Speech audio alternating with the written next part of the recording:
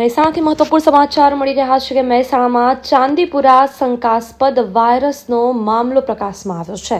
વરેઠાના બાળકનું મોત નીપજ્યું છે। અમદાવાદ સિવિલમાં સારવાર હેઠળ હતું બાળક, જ્યારે ચાંદીપુરા સેમ્પલનો રિપોર્ટ હજુ સુધી આવ્યો નથી।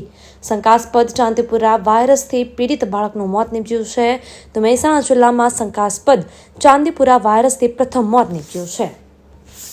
ચાંદીપુરાની ગઈકાલે મેં પ્રેસની અંદર આખી વિગતો આપી છે અને બહુ ડિટેલ વિગતો આપી છે, અને આજે પેપર્સની અંદર પણ આ કેસો ગઈકાલે 14 જેટલા હતા ને એમાંથી મૃત્યુ 8 થી 9 જેવા હતા।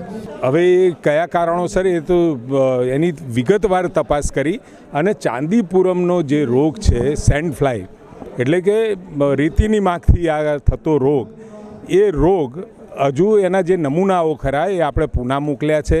અત્યારે આપણે સસ્પેક્ટેડ ગણીએ છીએ, કારણ કે એના લક્ષણો આને મળતા આવે છે, એટલે આવે એટલે કન્ફર્મ આપણે કરીશું।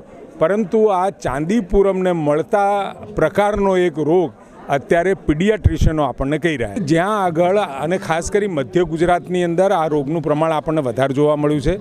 પરંતુ દરેક જગ્યાએ ઘરોમાં જે માટીના ઘરો હોય, લીંપણના ઘરો છે, એવા ઘરોમાં રહેલી તિરાડોમાં આ માખીઓ હોય છે, આ જે એના જીવાણુઓ હોય છે, કીટકો, એ એમાં વસતા હોય છે। ત્યાં આગળ એને પૂરવાનું કામ, જંતુનાશક દવા નાખવાનું કામ, આ બધા કામો સાથે લગભગ 4546 જેટલા ઘરમાં કામગીરી કરી ચૂક્યા છીએ, અને આશરે 44,000 જેટલા લોકોને પણ આમાં આપણે આવરી લીધા છે આ તપાસમાં।